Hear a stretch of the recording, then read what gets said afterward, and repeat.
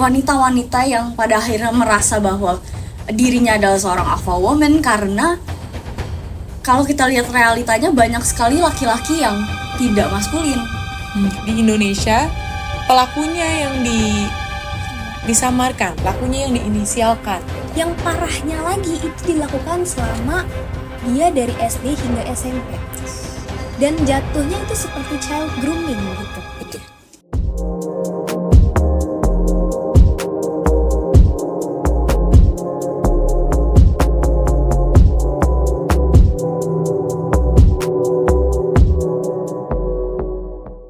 Kalau ngomongin feminisme secara harafiah, feminisme merupakan suatu gerakan sosial politik yang dimana tujuannya adalah untuk menyetarakan sebuah gender, terutama perempuan. Kalau menurut kalian gimana? Kalau menurut saya sih feminisme itu adalah suatu pemikiran tentang suatu makhluk hidup yang ingin menyetarakan kodratnya sebagai sesama makhluk hidup tuh ingin dipandang sama rata. Jadi tidak ada yang, oh yang ini nih kuat, yang ini lemah. Tidak ada seperti itu. Jadi kita ingin menyamaratakan semuanya tentang kekuatan, tentang pemikiran, itu semuanya harus sama. Seperti itu. Feminisme, sebenarnya feminisme sebuah gerakan kalau menurut saya, karena kalau dilihat, kalau kita mau trace balik lagi ke masa-masa dulu, mungkin gak ada yang namanya feminisme. Menurut saya feminisme ini suatu gerakan yang memang dibuat oleh para wanita yang mungkin merasa bahwa mereka tidak mempunyai kesetaraan dalam bersosialisasi, dalam hidup, makanya terbentuklah feminisme ini. Kalau ngomongin feminisme juga banyak gitu kategorinya saat ini. Feminisme liberal yang juga kita pakai buat penelitian kita, yang dimana itu berfokus pada keselarasan hak dan kewajiban perempuan dan laki-laki gitu. Menyamaratakan hak dan kewajiban semua orang setara sebagai sesama manusia aja gitu. Tapi itu akhirnya sekarang menjadi sebuah gerakan, menjadi sebuah aksi, menjadi sebuah kegiatan yang memperlihatkan kekuatan wanita. Tapi menurut kalian itu bagus atau enggak sih? Atau rugi enggak sih? Ada yang dirugikan enggak? Atau ada yang diuntungkan sebelah pihak kah? Oke, yang tadi saya bilang sebelumnya, untuk feminisme sendiri itu kan ingin menyamaratakan antara derajat laki-laki dan wanita, baik dalam hal kehidupan, baik dalam hal pendidikan, baik dalam hal pekerjaan. Soalnya tuh mungkin untuk saat ini masih banyak wanita yang diremehkan dalam hal pekerjaan, oke kan? Seperti halnya pemerintah, di pemerintahan banyak wanita yang diremehkan, tidak memiliki kapasitas yang cukup untuk memasuki ranah tersebut. Jadi ya menurut saya untuk feminisme sendiri itu cukup baik sebenarnya untuk menyelaraskan tingkatan antara wanita dan pria yang seharusnya memiliki derajat yang sama. Gitu. Tapi kalau ngomongin di pemerintahan sendiri, sebenarnya sudah cukup berkembang. Karena yang terakhir saya baca, persentase kursi yang didapatkan perempuan tuh udah lebih banyak. Dan ternyata mungkin ada juga yang cukup memperhatikan hal-hal tersebut sampai akhirnya ada perubahan persentase tersebut. Ada penaikan angka persentase yang akhirnya menguntungkan perempuan juga. Walaupun memang tidak sempurna, memang tidak setengah-setengah, memang tidak setara gitu. Tapi mungkin itu ya semoga itu menjadi awalan yang baik untuk para penggerak-penggerak feminisme di luar sana. Kalau tentang feminisme sendiri, menurut Anda gimana caranya feminisme tuh dilihat baik, dan gimana caranya feminisme dinilai, oh ini feminisme yang Anda salah gunakan? Feminisme sendiri yang tadi saya bilang adalah suatu gerakan, dan gerakan ini digerakkan oleh orang-orang, tentunya para wanita. Jadi kalau menurut saya, bagaimana kita bisa melihat mana yang menguntungkan untuk feminisme dan juga mana yang terlihat seperti mungkin terlalu fanatik dan akhirnya menyalahgunakan nama feminisme itu untuk menjadi tameng, itu balik lagi ke wanitanya sendiri. Karena hal itu yang harus kita perhatikan sekarang mungkin ya. Banyak wanita-wanita yang menganggap bahwa feminisme adalah suatu topeng yang bisa dipakai untuk mereka melindungi dirinya dari hal-hal yang tidak mereka inginkan gitu. Kalau untuk orang-orang yang seperti itu, saya merasa tidak 100% salah pada wanitanya. Karena kalau kita lihat cara hidup sekarang, anak zaman sekarang, banyak sekali wanita-wanita yang pada akhirnya merasa bahwa dirinya adalah seorang alpha woman, karena kalau kita lihat realitanya banyak sekali laki-laki yang tidak maskulin. Oke. Jadi mungkin hal itu yang pada akhirnya dijadikan alasan untuk saya feminis. Oke. Karena saya melihat laki-laki tidak bisa mencontohkan maskulin yang seharusnya gitu. Mungkin seperti itulah gambaran kenapa feminis ini bisa dibilang menguntungkan, tapi bisa juga jadi malah ancaman. Setuju sih untuk dari saya pribadi menanggapi feminisme, karena feminisme yang dituntut adalah kesetaraan, bukan mendahului atau melebihkan. Jadi kita tujuan utamanya adalah menjadi sama rata. Kita sama-sama manusia, punya hak dan kewajiban yang sama. Yang membedakan adalah kodrat-kodratnya masing-masing. Ya, perempuan bisa melakukan menstruasi dan persalinan, laki-laki tidak. Itu aja kan yang membedakan. Iya. Tapi selebihnya yaitu yang harus implementasikan di pikiran para feminis mungkin lebih ke kita tuh tidak melebihi laki-laki loh. Kita sama aja. Kita sama-sama manusia aja. Kalau ngomongin feminisme, ngomongin perempuan, ngomongin wanita, mungkin hal penyelewengan yang dekat adalah pelecehan seksual.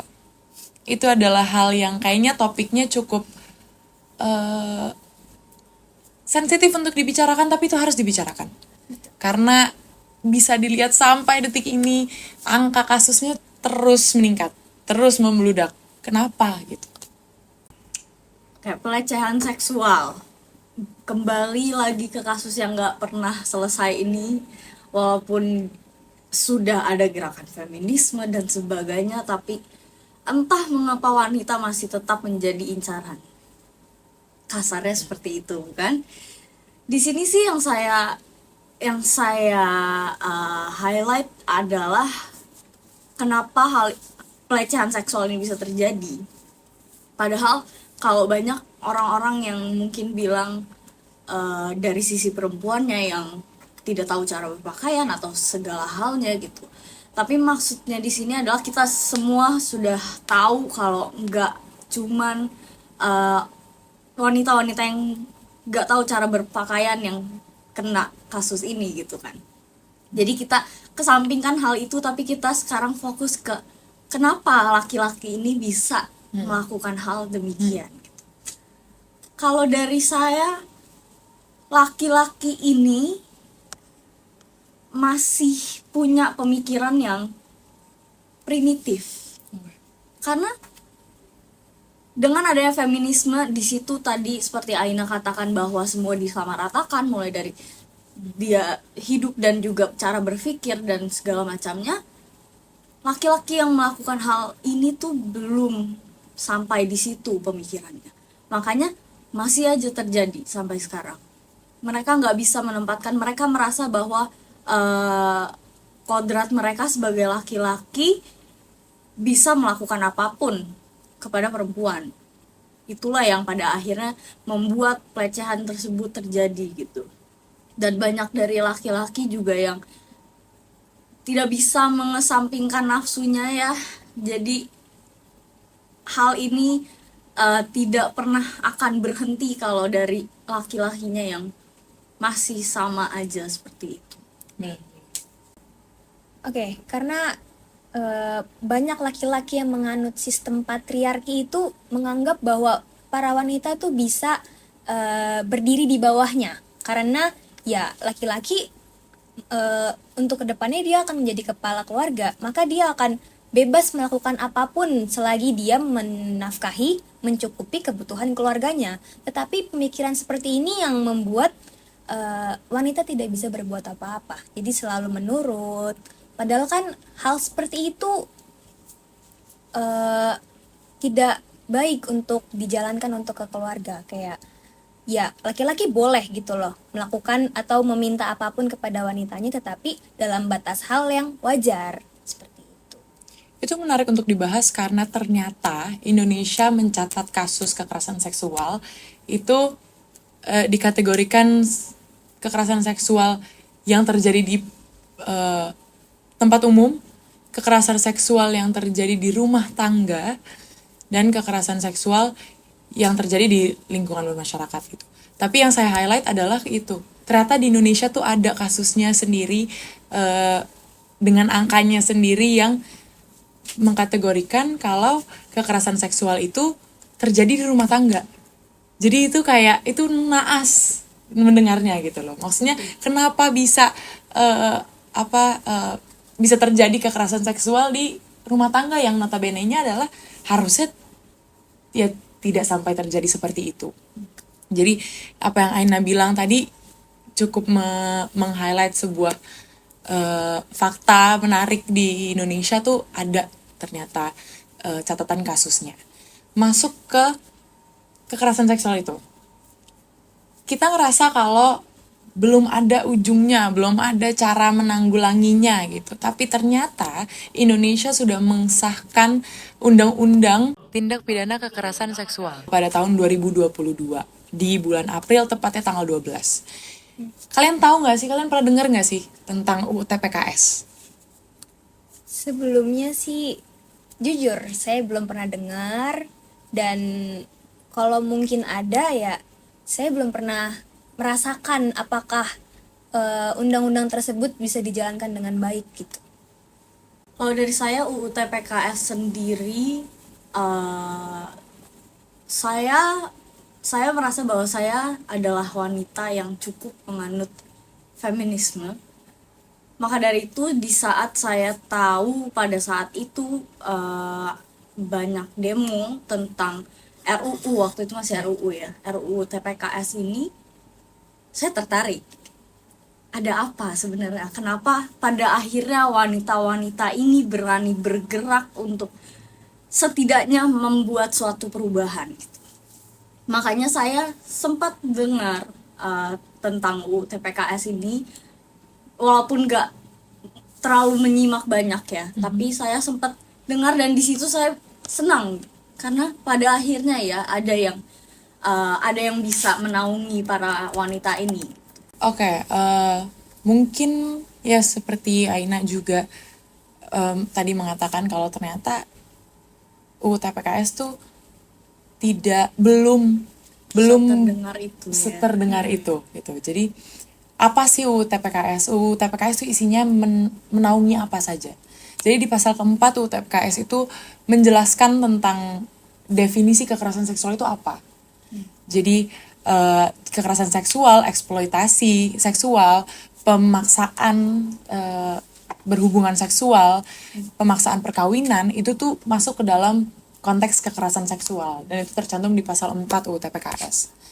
Dan selain itu juga tertulis secara konkret di pasal 5 sampai 8 kalau bagaimana saja sanksi-sanksi yang akan didapat oleh pelaku yang melakukan kekerasan seksual tersebut. Dan ada juga pasal-pasal yang menjelaskan cara mereka menaungi korban-korban. Jadi untuk ngomongin UU TPKS ini bener banget tadi, ada banyak beritanya di mana wanita turun ke jalan untuk menjunjung tinggi hak dan keinginan mereka untuk didengar. Itu luar biasa menakjubkan, tapi yaitu hasilnya memang bagus, hasilnya akhirnya disahkan. Tapi apakah sudah terjalankan dengan baik? Mungkin itu yang kita sebagai wanita, apakah kita merasakan itu? Gitu. Karena kalau saya sendiri kayaknya untuk ngerasain, kayaknya belum ngerasain gitu. Iya. Jadi gimana nih kalau buat teman-teman saya, apakah sudah merasakan, udah jalan belum sih sebenarnya? Udah terimplementasikan dengan baik belum? Oke, kalau dari saya sendiri sebenarnya belum merasakan dampak dari UU TPKS itu sendiri, dan bisa dilihat dari masyarakat kita masih menganggap enteng tentang isu pelecehan seksual ini. Contohnya seperti pelecehan yang verbal, atau bisa dibilang contohnya seperti catcalling.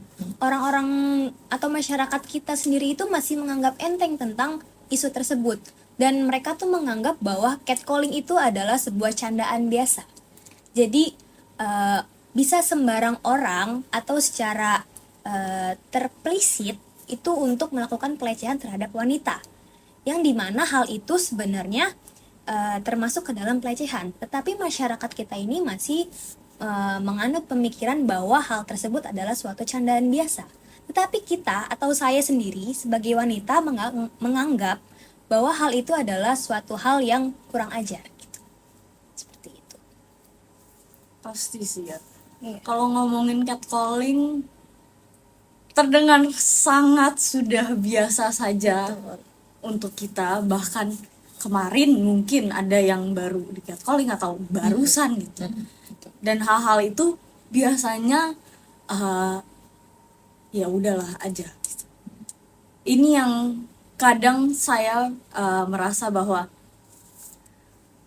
UU TPKS tidak terlihat sudah berjalan, tapi masih banyak juga wanita-wanita yang mungkin sudah terbiasa dengan budayanya ya.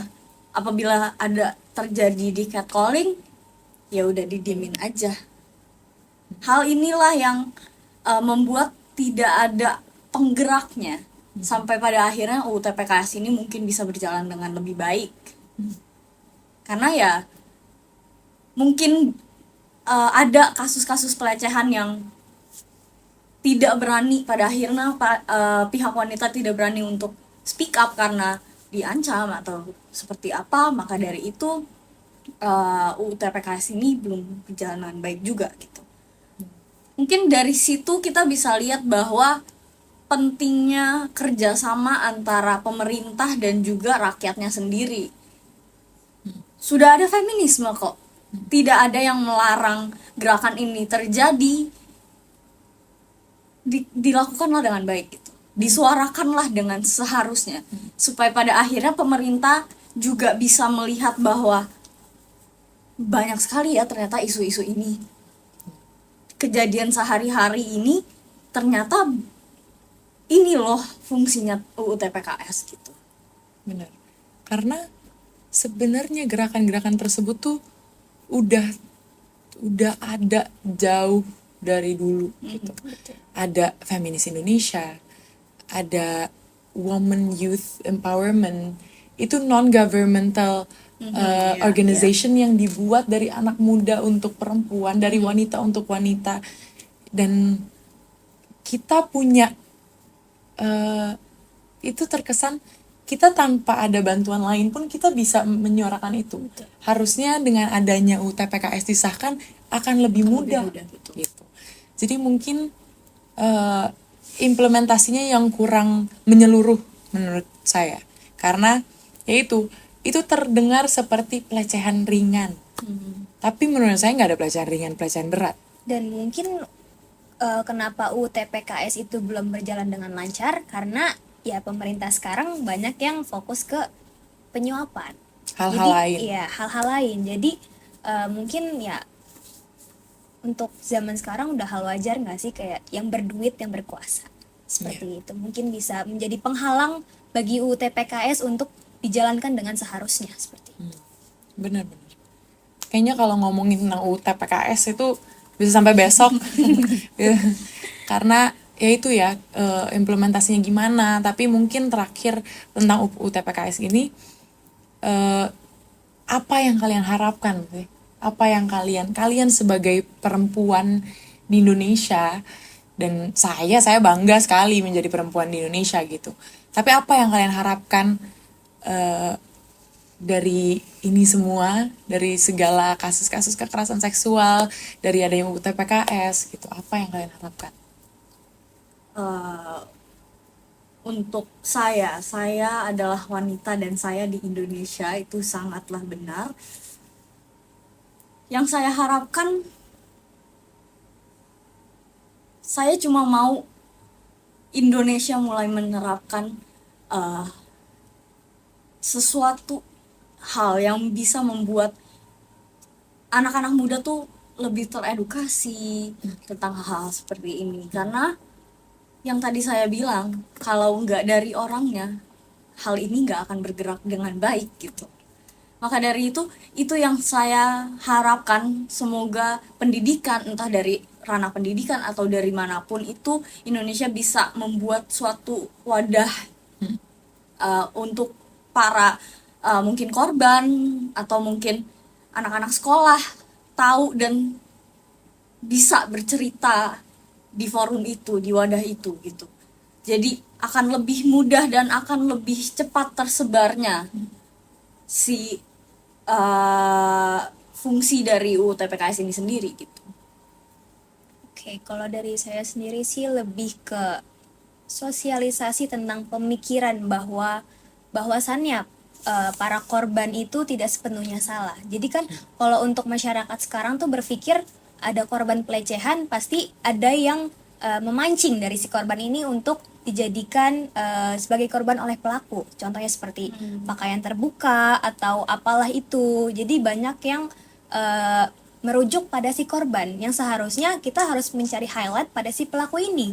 Kenapa dia tega-teganya atau berbuat bejat kepada si perempuan ini, seperti itu. Jadi mungkin harapan saya ke depannya sih lebih ke pemikiran masyarakat Indonesia tuh lebih berpikir ke depannya atau berpikir kepada apa alasannya terjadi perlakuan seperti itu gitu loh. Jadi nggak cuma dilihat dari satu sisi aja gitu. Benar-benar. Itu cukup menarik ya, yang dimana di Indonesia sangat amat viral bahwa korban yang di-highlight. Betul. Apalagi yang disamarkan malah si pelakunya. Iya, betul. Banyak Itu banget. sering banget terjadi. Banyak banget kasusnya, Iya. bahkan sampai detik ini. Iya, betul. Iya, kalau kita ngebahas kasus Vina tadi, ya apapun yang terjadi ya akhirannya kayak gimana, tapi itu merupakan salah satu contoh kuat yang dimana di Indonesia pelakunya yang disamarkan, pelakunya yang diinisialkan gitu loh. Saya mungkin pernah mendengar kasus-kasus pelecehan yang terjadi setelah disahkannya UU TPKS. Berarti kan kayak TPKS udah disahkan tapi kok masih banyak kasus-kasusnya. Karena tercatat juga 2024 tuh angka kasusnya tuh makin naik. Ada 34.000 secara presisi. Ada 34.000 kasus dengan banyak kategorinya. Ada 12.000 kasus kekerasan seksual di rumah tangga, ada beberapa angka juga yang menunjukkan kekerasan seksual yang terjadi di lingkungan kerja, di lingkungan bersekolah, berpendidikan gitu loh. Jadi ternyata masih banyak, masih nambah. Sebenarnya kalau saya sendiri orang yang cukup update gitu tentang Oh, sosial media gitu ya. Jadi selama UU TPKS ini telah disahkan di tahun 2022, sebenarnya saya masih melihat banyak sekali kasus tentang pelecehan, entah itu kepada anak kecil, entah itu kepada orang dewasa sekalipun. Dan yang terakhir kali saya dengar itu ada kasus tentang anak SD yang diruda paksa oleh dua pria. Itu dia dijanjikan mainan atau makanan, dan dia itu diruda paksa untuk melakukan hal yang tidak semestinya dilakukan oleh anak kecil gitu loh. Dan yang parahnya lagi itu dilakukan selama dia dari SD hingga SMP. Dan jatuhnya itu seperti child grooming gitu. Betul. Yang seharusnya pria dewasa ini menjaga dan mengajarkan untuk berkehidupan yang baik, tetapi malah menjebloskan dia ke ranah yang seharusnya belum dia mengerti gitu loh. Jadi saya sangat disayangkan tentang hal tersebut. Seperti itu. Masuk lagi ke kata-kata yang baru, child grooming. Ya, Ternyata itu juga merupakan salah satu kategori pelecehan seksual lagi betul.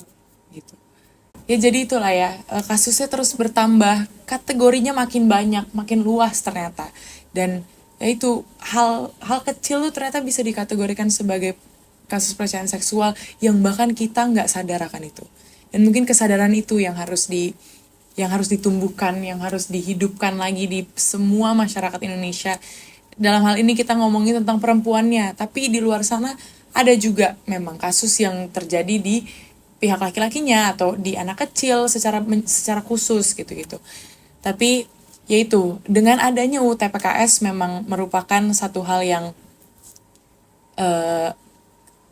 gerakan yang cukup baik yang dilakukan pemerintah yang akhirnya memilih untuk mensahkan UU TPKS untuk melindungi warganya, melindungi masyarakatnya dalam berkehidupan.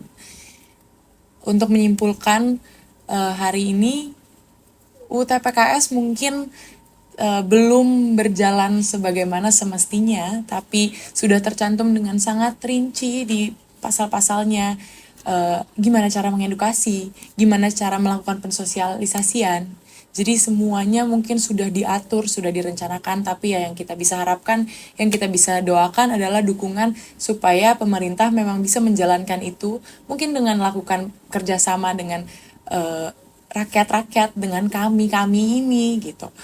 Tapi ya yang bisa kita lakukan, yang bisa kita doakan, cuma kita berharap supaya pemerintah benar-benar bisa merealisasikan apa yang sudah tercantum, tertulis dengan rinci di UU TPKS tersebut. Gitu. Ada yang mau ditambahin? Sudah cukup sih dari saya. Kita udah cukup membahas banyak ya. Banyak banget, kayaknya masih banyak banget unek-unek yang mau dikeluarin, tapi Nggak akan selesai. nggak akan cukup kayaknya. Mungkin kita bisa ketemu lagi di pembahasan berikutnya. Terima kasih.